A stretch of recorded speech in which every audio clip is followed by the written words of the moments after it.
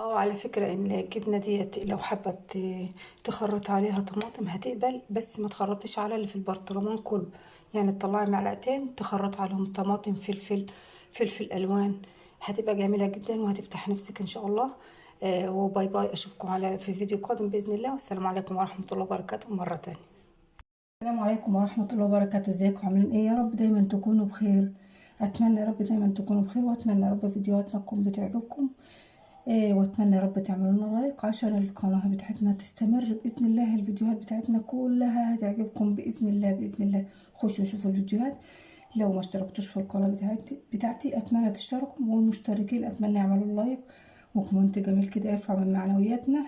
تعالوا بقى نشوف الفيديو بسيط جدا بس فيه تكات مهمه جدا وجميل، هتعجبكم جدا. هتعملي الخلطه دي في اي وقت من السنه، هتبقى ممتازه جدا وهتوفر لك كتير. اهم حاجه الطعم بتاعها، ما اختارش عليكم عشان ما تقولوش ان انا رغايه.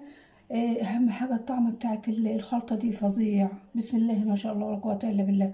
يفتح نفس البني ادم على اي اكل قدامه. تمام. الخلطه ديت احنا بنعملها في رمضان للسحور، يعني لقمه جنب الفطار، بس بتبقى جميله. اوعدكم انها هتعجبكم. تمام. بس قبل ما نخش نشوف الفيديو اتمنى تعملوا لايك. تمام. احنا النهارده باذن الله هنعمل خلطه الجبنه القديمه. عارفين الجبنه دي؟ شايفين؟ بسم الله الله اكبر، تحفه والله.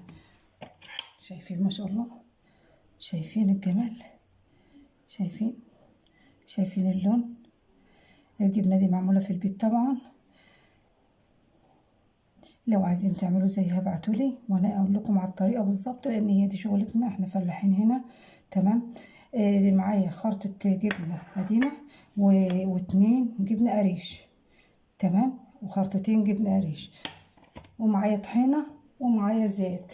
تمام. هسمي الله كده وابدا. بسم الله الرحمن الرحيم. بسم الله بسم الله. والله من غير حلفان يعني. الخلطة ديت زوجي الله يديله الصحة كان رايح يحج بيت الله، والله كان واخد الخلطة دي معاه. يعني بس ما تتصوروش، يعني الناس هناك اعجبوا بها كتير جدا. يعني يعني حاجة قالوا له اهدى، احنا ما شفناش الحاجات دي قبل كده.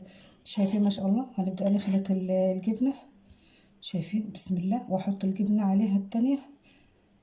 حابة تحطي قطعتين يعني حسب ما انت عايزة. احنا في القصد من ده كله ان احنا نبرد الجبنة الحادقة ديت شوية. تمام. ان احنا نخليها هادية شوية نعرف ناكل. تمام.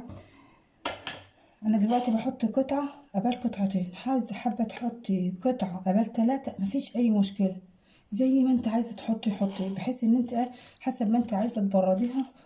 عايزة تحطي قطعة قبل قطعة برضه مفيش مشكلة. تمام. ابدأ اخلط كده. بسم الله بسم الله. اول حاجة هحط اي نوع زيت عندك نضيف عايزة تحطيه حطيه. زيت زيتون، زيت نباتي، زيت ذرة. بسم الله. 3 معالق. تمام. بسم الله. انا ما عنديش دلوقتي زيت ذرة، بس والله عندي زيت زيتون اهوت. بسم الله. ومعلقتين طحينة. بسم الله. شايفين ما شاء الله الجمال؟ كلوا بقى الخلطة ديت وادعوا لي، مش عايزة الا انكم تدعوا لي. تمام. لان الخلطة دي هتعجبكم جدا. موفرة. هتحطيها في علبة زي دي كده في التلاجة، تاخدي منها لحد ما تخلص، ممكن تقعد معاكي شهر.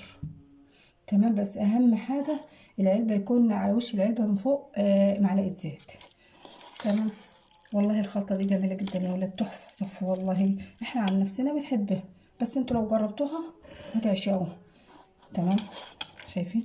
هبدأ بقى دلوقتي اعبيها في البطرمان وارجع لكم تاني فيديو قادم باذن الله. واتمنى يا رب تعملوا له لايك عشان الفيديو المتواضع ده بس ان شاء الله يعجبكم. اشوفكم على خير في فيديو قادم ان شاء الله. والسلام عليكم ورحمة الله وبركاته.